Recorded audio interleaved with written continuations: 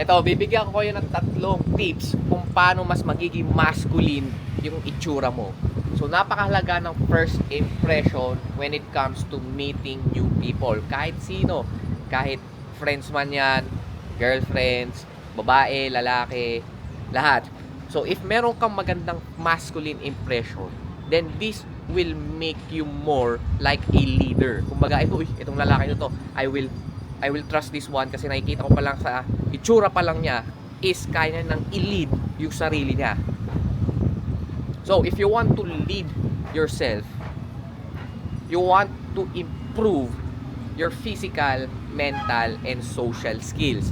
So, bibigyan ko yung tig-iisang tip na pwede nang gawin ngayon o bukas. Mas maganda ka kung ngayon yung nagawin, kung pagkatapos ng video na to, in order for you to start having this masculine impression. Now, bibigyan ko lang kayo ng disclaimer, this tip is hindi magbibigay sa inyo ng overnight change. Pero this will give, gagawin nyo to ng maraming beses, but this will compound every time na ginagawa mo siya. So madali lang tong mga papagawa ko sa inyo. So ang kailangan nyo lang gawin is consistently do it every day. Kumbaga gagawin mo siyang habit. Kumbaga para ma-instill sa'yo o ma-install sa'yo yung masculine na version mo, kailangan maging parte na siya ng buhay mo para magiging natural na lang. Kasi ayoko naman yung bibigyan ko kayo ng bibigyan ko kayo ng tips para kung paano magmukhang masculine, pero deep inside is outside lang. Kumbaga character nyo lang, yung masculine character nyo, yung masculine version nyo. Ang gusto mong mangyayari is maging kayo mismo yung masculine version nyo. Kumbaga i-transform natin yung sarili nyo. So number one, if you want to look more masculine, you need to build up muscle. Kailangan nyo mag-build ng muscle. It's because if you have muscle, if maganda yung katawan nyo, kahit hindi naman yung sobrang pang bodybuilder, just enough to see that you are lifting, or kumbaga you are strong enough, you know, to protect, to hunt. Kasi nung unang panahon, di ba, if you are physically capable, kasi talagang strength, speed ang labanan yan eh. So if nakita mo yung isang tao na malaki yung katawan or maganda yung katawan, then this will signal na, uy, itong lalaki na to may disiplina to, itong lalaki na to is merong lakas, may liksi, ganon. So ikaw ba, kapag pipili ka ng bodyguard na gusto mong protektahan yung buhay mo, pipili ka ba ng payatot? Pipili ka ba ng overweight? Di ba hindi naman, pipili ka ng someone na nakikita mo na, itong lalaki na to, itong bodyguard na to, kaya akong ipagtanggol kapag nasa risk yung buhay ko. And ganun din yung nasa isip ng mga babae. Ganun din yung nasa isip ng mga potential business partners mo, yung mga kasalamuha mo. This guy have something that yung mararamdaman nila, itong lalaki na to may disiplina to, itong lalaki to is kaya nitong bumuhay, kaya nitong mapagkakatiwalaan ko to kasi I see na he can lead himself. Kasi when you work out, hindi naman yan instant eh. Kumbaga, you will accumulate many days.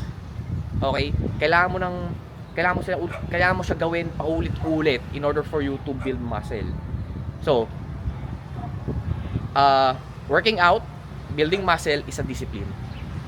So, kung kapag nagkaroon ka ng magandang katawan, for sure, this will elevate or this will level up your masculine qualities.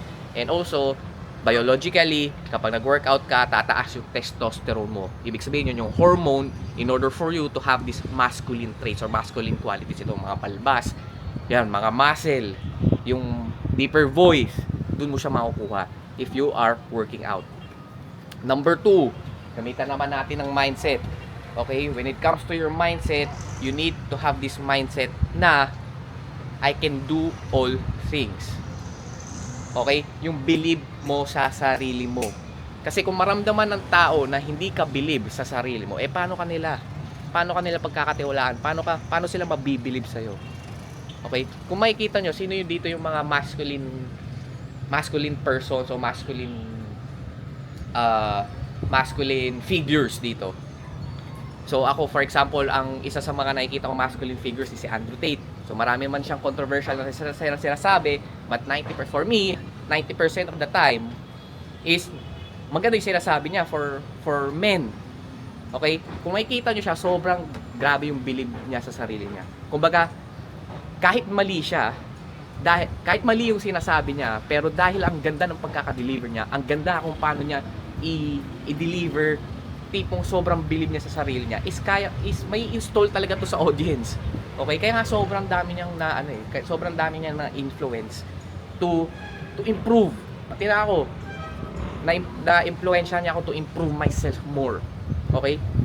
So dahil doon, meron tayong kasabihan na I may be wrong, but I'm never in doubt.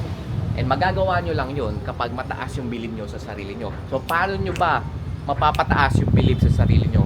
Number one is do things. Okay? Do things na pinramis mo sa sarili mo.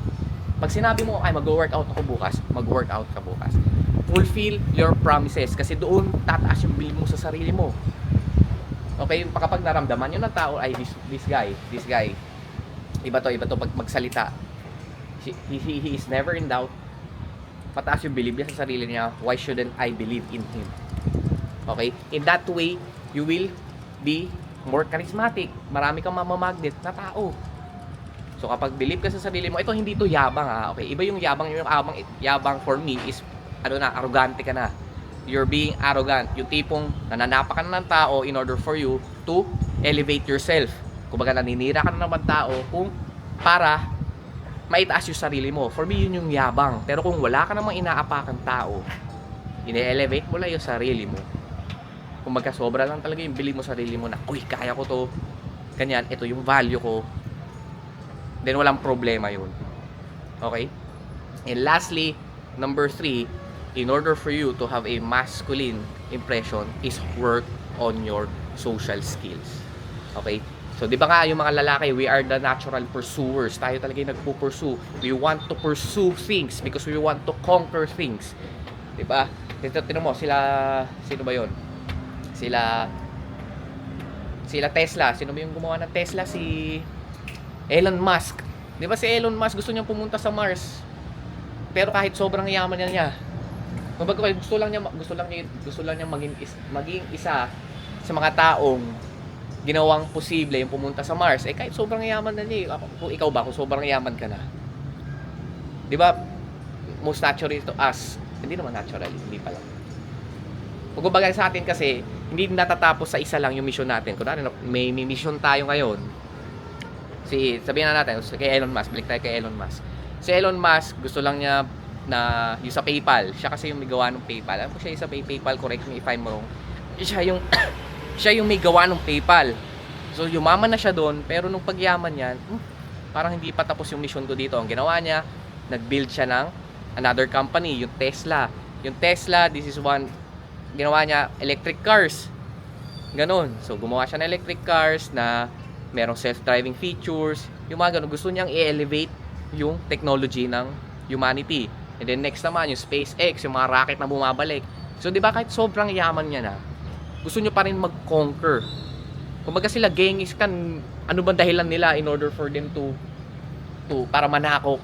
Di ba wala naman? Because nagising na lang sila, oy, I want to conquer, I want to pursue something. And ganun yung pwede nating i-model. Okay, I want you to pursue something. I want you to have a mission sa buhay mo.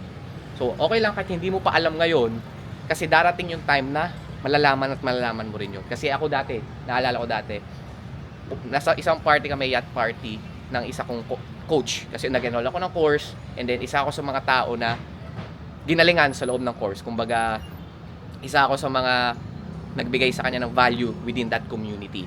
So, in-invite niya ako sa isang party, yacht party yon.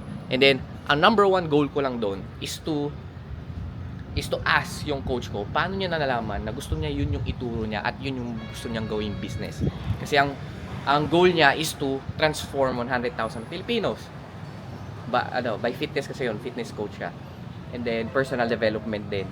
So, tinanong ko siya, paano mo ba nalaman yung purpose mo? Paano mo nalaman ito yung gusto mo? Kasi that time, hindi ko talaga alam. Okay? Ang sabi lang niya sa akin is, do things.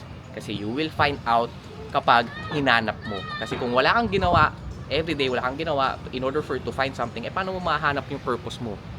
Okay? Hindi ito tulad ng may nanay ka. Okay, buhay mo to, sarili mo to, ikaw lang yung kalaban mo. Wala kang nanay dito na kapag may hinahanap ka is hahanapin mo gamit yung bibig mo, nasan yung ganto, maasan yung ganyan.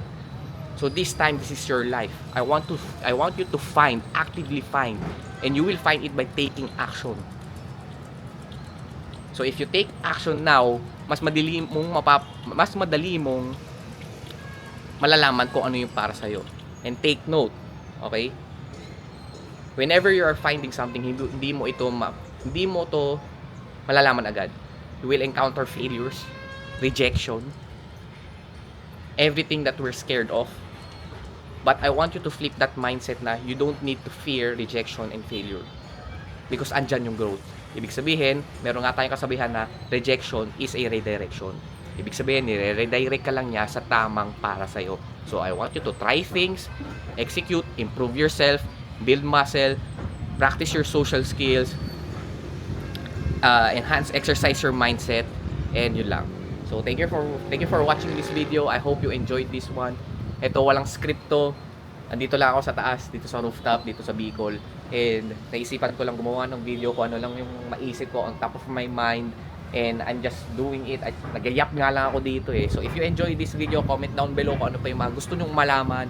And please like and subscribe. This will help my channel to blow up. And kasi yung mission ko is to help men to grow up physically and mentally, pero ang pinaka mission ko talaga is to influence the next generation of men to be leaders, fathers, and great husbands.